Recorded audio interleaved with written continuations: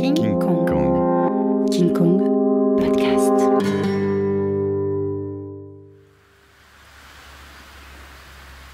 Cette histoire prend racine au 87 rue du Pépin. Devant nous, une façade en briques rouges s'élève et perce le toit des arbres de la chaussée. La porte d'entrée s'ouvre sur une cage d'escalier aux normes, et lorsque l'on monte au deuxième palier, un paillasson gris, bordé de noir, nous propulse dans un petit appartement aux murs recouverts de photographies.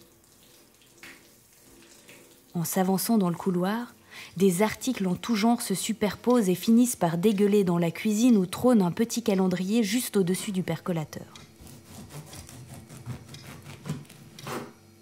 L'inspecteur Sambric avait toujours tout remis en question dans sa vie, mais ce calendrier, ce tout petit objet rectangulaire, était un souvenir d'enfance duquel il n'avait pas réussi à se détacher.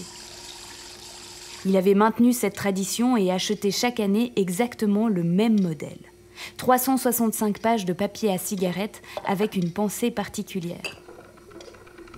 La tradition s'était transformée petit à petit en habitude et ce matin encore, ses doigts, engourdis de sommeil, tirent paresseusement sur la feuille du calendrier et laissent une nouvelle journée s'inviter autour de la table brune en formica. Alors qu'une indifférence palote flotte au-dessus de sa tasse, l'inspecteur Sambric s'assied, le buste droit, et fixe sa tartine perdue dans la blancheur de l'assiette en porcelaine. Un face-à-face sans aucun enjeu.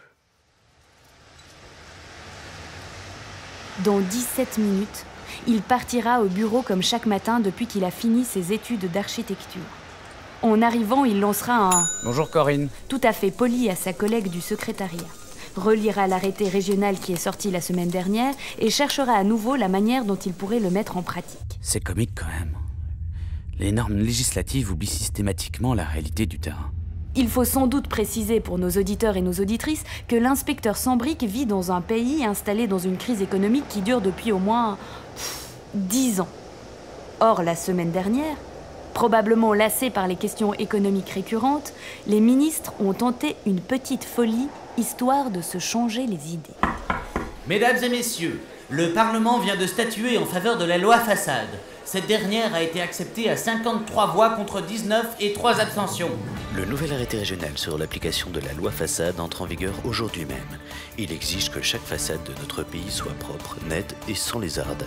Il n'y aura aucune exception et selon le ministre-président, il en va de la réputation nationale. Simple, efficace. C'était dit, signé, il ne restait plus qu'à appliquer. Bon, la sortie de la loi façade avait été relativement bien camouflée, il faut le dire. Peu de médias en avaient parlé et aucune réaction populaire n'avait eu le temps de se former avant son inscription au Moniteur. Cependant, l'inspecteur Sambric, un homme particulièrement soucieux de la viabilité matérielle des arrêtés, avait mené sa petite enquête personnelle. Ses voisins de palier, par exemple, lui avaient dit qu'une telle mesure les empêcherait de manger à leur faim pendant 72 mois, et l'épicier du coin avait rétorqué qu'il ne pourrait plus faire crédit. En entendant ces remarques, l'inspecteur avait directement pensé à sa mère.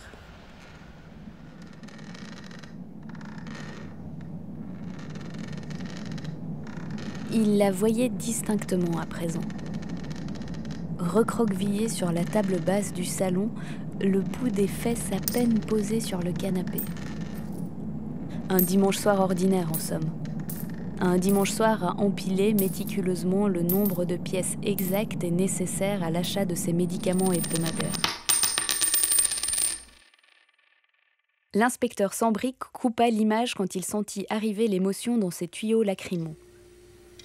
Si on imposait à sa mère de réparer les volets écaillés du 3e, comme la loi façade l'exigeait, l'argent des médicaments y passerait et il était évident que les douleurs se réintroduiraient dans son quotidien, avec son chapelet de malheur au grand complet. Bref, les dîners dominicaux promettaient d'être à nouveau gratinés. Toutefois, l'initiative des ministres avait quelque chose de pertinent. L'image du pays était déplorable, faut l'avouer. Entre grisailles, attentats terroristes et crise économique, il y avait peu de raisons pour que les capitaux étrangers appliquent à toute bizingue. Surtout que le dernier coup de grisot glorieux ne datait pas d'hier, alors... non, vraiment. Il était grand temps de secouer cette petite royauté qui ne s'inquiétait que trop peu pour son avenir. Comment faire respecter cet arrêté sans affamer une grande partie du pays? À cet instant précis, la queue du chat frôla le centimètre de peau libre entre la chaussette et le pantalon de l'inspecteur sans briques. Sa tête se redressa lentement, illuminée par la solution qui venait de lui monter au nez. Il allait fonder le FAFD, le Fonds d'aide aux façades délabrées. À force de détermination, l'inspecteur sans briques arriva au bout de ses peines. Une joie toute particulière, l'honneur de décerner le annuel à l'inspecteur sans briques. Cet homme banal, un rôle central dans le rayonnement international de notre pays. Son acharnement à répertorier les façades depuis plus de 30 ans, façade après façade depuis plus de 30 ans. À tous et à toutes. Enfin, la mise en place du FAFD. Une subvention innovante qui a fait ses preuves pendant 20 ans en permettant à plus de 500 000 ménages de maintenir leur façade en parfait état. Grâce au FAFD, soutenu par nos plus grands fleurons industriels, bien que puisant ses ressources principales dans les fonds de la santé et de la sécurité sociale. Grâce au FAFD, je disais, vos maisons resplendissent, messieurs, dames. Et avec vos façades, c'est l'aura de notre pays tout entier qui brille. J'invite à présent Monsieur Sambric à s'avancer afin de lui décerner la médaille de l'Institut Royal des Élites du Travail. Bon, rien d'intéressant de ce côté-là, on peut tout envoyer à la déchetterie. Franchement, il se faisait pas chier le Sambric, hein. Payé à se balader, popom photo. Et plus pénible comme boulot, non? Vous vous rendez compte, 30 salles remplies d'étagères surchargées de fardes, pleines de clichés, toutes numérotées et annotées minutieusement. Et tout ça pour que dalle, hein, pas un copec, zéro pognon, pire. Ça pompe notre fric et ça le recrache aux miséreux. On revient toujours à ce fichu cordon ombilical de l'état social. On est carrément en retard sur le tiers-monde. Moi, j'aime bien me dire que sur l'un de ces clichés, il y a peut-être la maison de mon arrière-grand-père. On va quand même pas tout jeter, non? Qu'est-ce que vous voulez qu'on fiche avec 3 tonnes de photos identiques? Puis la moitié des maisons a été rasée de toute façon. Heureusement d'ailleurs, rien que d'y penser, des taudis avec la vermine à l'intérieur, oh, ça me donne des hauts le cœur.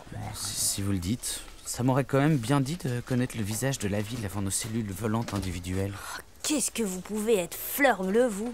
Allez, poubelle, hop, du balai. Hop, il y a un truc qui est tombé. Intéressant? C'est une photo, noir-blanc, hauteur 10 cm, largeur 15 cm, monsieur. Une photo pas classée. Incroyable. Pas si parfait le Sambric. Décrivez-moi un peu ce que vous y voyez. Alors, il y a une perspective qui nous projette vers un point de fuite mystérieux. On n'a pas besoin de vos états d'âme.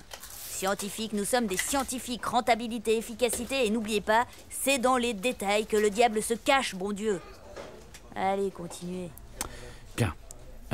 Donc sur les 2 tiers de la photographie se trouve une rue, bordée de chaque côté par une rangée de maisons identiques. C'est dingue, regardez, cette partie de la photographie est en symétrie parfaite avec la forme de la rue et de ses trottoirs. Et pas de sentimentalisme, bon sang! C'est bon pour le FAFD, mais pas chez nous, compris? Oui, pardon, je me suis laissé emporter. Bon, donc, à intervalles réguliers, une gouttière métallique descend le long du mur pour offrir au trottoir son ruisseau céleste. Qu'est-ce que je peux détester votre sensiblerie? Allez, passons, il y a des gens sur votre cliché? Parce que là, on patine dans la platitude absolue. C'est-à-dire qu'elle ressemble quand même beaucoup aux milliers d'autres que l'inspecteur a répertoriés pendant sa vie, en fait. Enfin, la photographie est assez banale. Bah tiens, comme le photographe d'ailleurs, les chiens ne font pas des chats. Bon, il n'y a vraiment aucun autre indice. Et c'est bizarre qu'elle ne soit pas classée tout de même. Il n'y a pas des annotations, verso? Si. Rue de l'Arbre tout seul. 7110, prise de vue, inspecteur sans briques. Rien de plus. Ah, si, là, en tout petit. Enregistrement 21-03-18, 36e minute. Ah, bah vous voyez, on peut s'entendre. Alors vous y mettez un peu du vôtre. Façade numéro 20018, rue de l'Arbre tout seul à 7110. Alignement de briques d'une régularité absolue, foncée et horizontale sur la majorité de la devanture. Les briques sont claires et verticales sur le dessus des fenêtres. Jointure, bon état. Des étages donnant sur le trottoir accueillent une porte d'entrée entourée de 2 fenêtres parfaitement droites. À l'étage supérieur, l'espace de la porte est remplacé par une 3e fenêtre au nord. Façade numéro 20018, rien à... Et qu'est-ce que vous fichez avec votre bazar à bouche, là? Vous allez encore nous coller une amende, c'est ça? On en a déjà eu 5 en 2 ans. Châssis, volets, sonnettes, soupirail, gouttières. Vous allez nous inventer quoi cette fois? Boîte aux lettres de travers? On ne reçoit plus que des mauvaises nouvelles de toute manière. Pas du tout, madame, pas du tout. Je disais justement que je n'avais rien à signaler. Votre façade est parfaitement aux normes. Oh, bah faut fêter ça alors. Entrez que je vous offre un godet. Monsieur? Sambric. Inspecteur Sambric. C'est bien aimable, mais je n'ai pas terminé de répertorier la rue et... Ça, vous terminerez jamais, mon petit gars. Arrêtez. Personne ne sait combien on est. Même nous, on ne sait pas exactement. Qu'est-ce que ça va bien changer à la misère qu'on soit à 0 de plus ou de moins, hein? Allez, ne vous faites pas désirer, venez. À l'instant même où l'inspecteur Sambric passe le pas de la porte, il sait qu'il ne ressortira jamais. Que son âme restera là, il le sent dans tous ses pores, il franchit une frontière, il s'infiltre dans cette faille qu'il ne voit jamais sur ses clichés. Derrière cette façade, la même que celle d'avant, la même que celle d'après, derrière cette façade aux normes où il n'y a rien à signaler, les lois se sont effondrées. Ce ne sont pas juste des taches d'humidité à mentionner, non, les murs entiers ont été gangrénés par la misère et n'ont laissé qu'une cuisine à ciel ouvert. Au milieu de cette habitation en ruine, il y a un lit, une table et un homme assis. Il est accoudé à une nappe en plastique. La chemise ouverte, le bide dégueulant sur ses cuisses, le visage ridé d'avoir trop bu. D'avoir trop vu peut-être. Ses pieds traînent au milieu des ordures, mais il ne semble pas le remarquer. Péniblement, il lève les yeux sur l'homme soigné qui vient d'entrer dans son univers. La femme qui l'a abordé invite l'inspecteur Sambric à s'asseoir. Elle lui offre une tasse de café. Une légère brise souffle dans ses cheveux. Alors que l'inspecteur porte la tasse à ses lèvres, la pluie se met à tomber. Les gouttes d'eau ne suivent plus les rigoles de la toiture, non, elles chutent sans aucun obstacle et finissent par se diluer une par une dans le café, rendant la mixture de plus en plus fadasse. Ici, il n'y a plus de calendrier. Le temps s'est arrêté. La tasse, elle, se remplit, déborde, mais n'inonde rien. Il n'y a plus rien à inonder de toute manière. Tout est déjà en dessous du niveau de l'espoir. Un détail qui ne se voit pas sur la façade.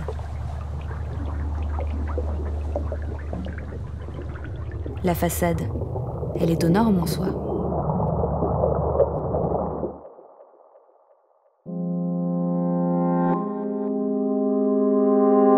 Face à face, une fiction de et par Émilie Binder et Gérald Wang.